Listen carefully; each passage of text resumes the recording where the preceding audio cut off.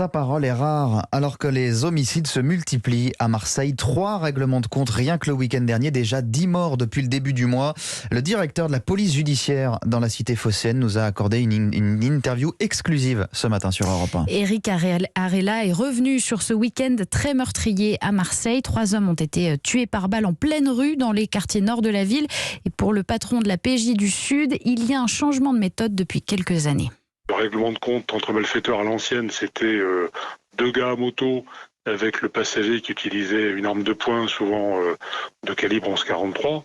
Depuis plusieurs années, on a une pluralité d'auteurs qui sont souvent en voiture et dont certains sont équipés de fusils d'assaut. Et une arme qui n'est pas toujours très maîtrisée, donc qui arrose, vous suivez l'expression j'imagine, et du coup on a parfois effectivement, heureusement pas trop souvent, des dégâts collatéraux.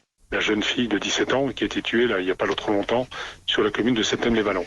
Est-ce que si on regarde plus globalement, les règlements de compte à Marseille augmentent ? Je vais peut-être surprendre en disant qu'on est peut-être sur une tendance baissière. Entre 2010 et 2016, on comptait de l'ordre de 2 règlements de compte par mois. Depuis 2017, on est plutôt sur une tendance à 1 par mois. On a essayé de devancer des actions de règlement de compte. Depuis 2016, on avance le fait d'avoir déjoué 26 règlements de compte. Éric Arella, directeur de la police judiciaire de la zone sud, au micro de Gladys Lafitte.